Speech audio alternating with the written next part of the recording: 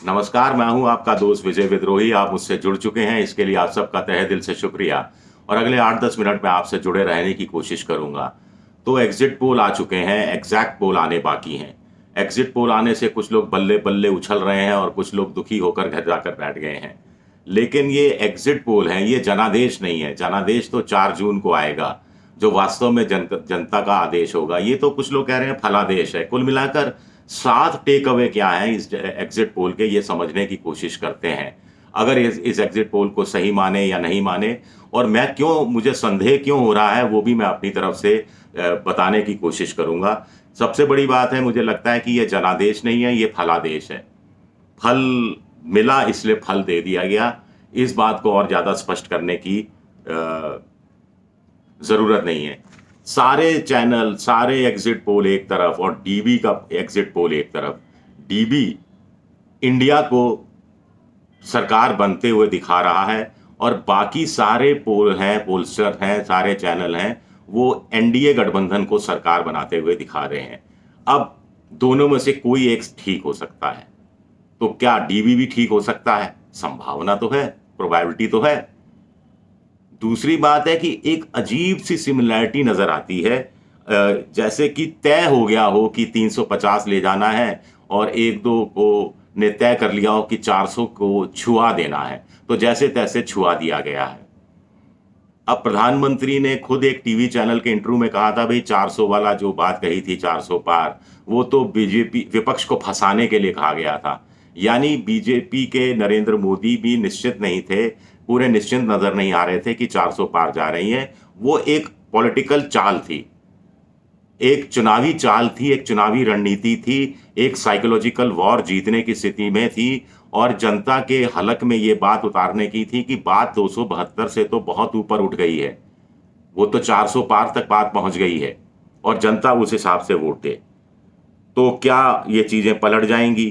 कुछ अजब चीजें आ जाएंगी। अब एक और इंटरेस्टिंग चीज है कि सारे जो पोलस्टर हैं उनका वोटिंग परसेंटेज एक जैसा है और वोटिंग परसेंटेज को जो सीटों में कन्वर्ट किया जाता है वो भी एक जैसा है।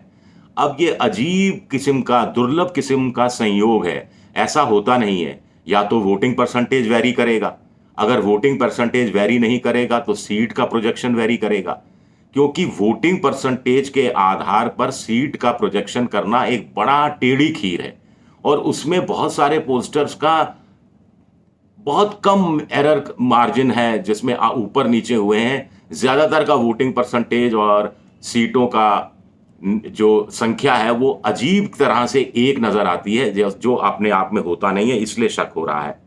एक और इंटरेस्टिंग बात है, वोट कम पड़ा पिछली बार के मुकाबले। First phase, second phase, third fourth phase, fifth phase, सब जगह वोट कम पड़ा। कहीं बराबर का पड़ा, लेकिन मोटे तौर पर वोट कम पड़ा। हालांकि 1 करोड़ वोटर बढ़ गए, उसका कमाल है या नहीं है ये तो पता लगेगा 4 जून को, और जब अध्ययन होगा तब। लेकिन वोट कम पड़ा, और वोट कम पड़ा लेकिन बीजेपी का वोटर ज्यादा बड़ी संख्या में निकला, क्योंकि वोटिंग परसेंटेज बीजेपी के हक में ज्यादा जाता हुआ दिखाई दे रहा है। बहुत सारे राज्यों में बीजेपी 50% क्रॉस कर रही है। बहुत सारे राज्यों में बीजेपी और, या कहा जाए एनडीए और इंडिया के बीच में गैप 6%, 8%, 10%, 12% का है। अब गौर से सुनिएगा, वोट कम पड़ा, वोट कम पड़ा, लेकिन बीजेपी के पक्ष में ज्यादा पड़ा। इतना ज्यादा पड़ा कि बीजेपी कांग्रेस के मुकाबले 6%, 8%, 10% आगे हो गई। फिर बाइपोलर चुनाव। आमतौर पर क्या जाता है कि जहां बाइपोलर चुनाव हो रहा है, वहां जिसके पक्ष में वोटिंग ज्यादा हो रही है, 6-8% की जो लीड ले जाता है, वो सूपड़ा साफ कर देता है। लेकिन इंटरेस्टिंग बात है कि कांग्रेस का या इंडिया गठबंधन का सूपड़ा साफ नहीं हो रहा है। इस हिसाब से तो बीजेपी की, एनडीए की 450 प्लस सीटें आनी चाहिए थी, और इस हिसाब से इंडिया को किसी भी सूरत में 100 क्रॉस नहीं करना चाहिए था।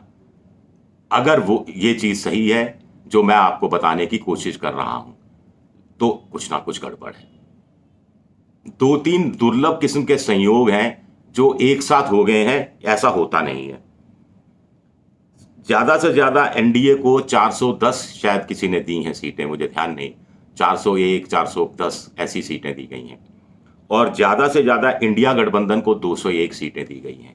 तो ऐसा होता नहीं है कि एक जोरदार मुकाबला हो, टक्कर का मुकाबला हो, कांटे का मुकाबला हो और बिना लहर का मुकाबला हो और इसमें एक पक्ष 400 पार चला जाए, लेकिन दूसरा पक्ष भी 200 के आसपास रह जाए, 50% पर रह जाए। फिर वही बात, एक पक्ष को 450 पार जाना चाहिए था, दूसरे पक्ष को 100 के नीचे आना चाहिए था। ये 200 का आंकड़ा छूता हुआ जो दूसरा पक्ष इंडिया नजर आ रहा है, ये कतई संभव नहीं लगता। या तो 410 वाले में गड़बड़ है या 201 वाले में गड़बड़ है, कुछ ना कुछ गड़बड़ है। एक सवाल रिपोर्टरों से जो ग्राउंड पे घूम रहे थे, मैं तो राजस्थान में था, राजस्थान में कुछ जगह गया और मोटा मोटा मेरा आंकलन था कि कांग्रेस ने 5 या 6 सीटें और अधिकतम 9 सीटें लाएंगी और सेफोलॉजिस्ट भी करीब करीब उसी तरफ इशारा कर रहे हैं।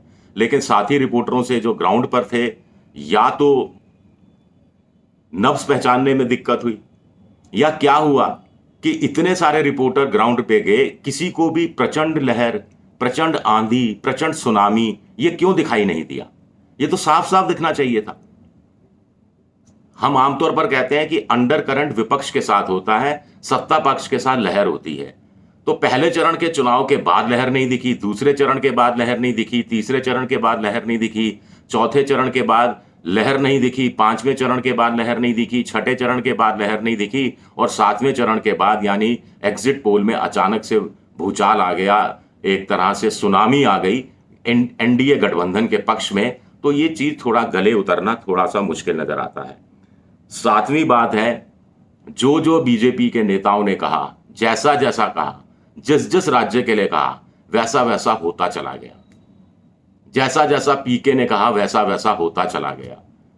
अंतिम समय में मोदी जी ने कहा बंगाल में सबसे ज्यादा परिवर्तन होगा, सबसे ज्यादा परिवर्तन बंगाल में हो गया। जो बीजेपी 30 की बात कर रही थी, 30-32 की, वो हो गया। उड़ीसा में कहा बहुत भयंकर एक तरफा जीतेंगे, जीतते नजर आ रहे हैं। आंध्र प्रदेश में कहा बहुत भयंकर ढंग से एक तरफा जीतेंगे, जीतते हुए नजर आ रहे हैं। बड़े कॉन्फिडेंस से कहा कर्नाटक में हम लूज नहीं करेंगे, बहुत कम लूज करेंगे, बहुत कम लूज करते नजर आ रहे हैं। तो ये अपने आप में बड़ी हैरानी की बात है कि जो जो कहा वो हो गया और इंडिया ने जो जो कहा वो सब कुछ नहीं हुआ। तो अभी भी खेल खुला हुआ है। 4 जून का असल का जो जनादेश है उसका इंतजार करना चाहिए। फलादेश पर यकीन आप करना चाहें तो करें, मुझे तो यकीन नहीं है। शुक्रिया मेरा ये वीडियो देखने के लिए। पसंद आए तो लाइक कीजिए, सब्सक्राइब कीजिए, शेयर कीजिए और बेल जैसी आकृति, घंटी जैसी आइकन दबा दीजिए ताकि नया वीडियो आए तो तत्काल आपको जानकारी मिल जाए। आप मेंबरशिप ड्राइव में जा सकते हैं, मेरी आर्थिक मदद की भी कोशिश कर सकते हैं।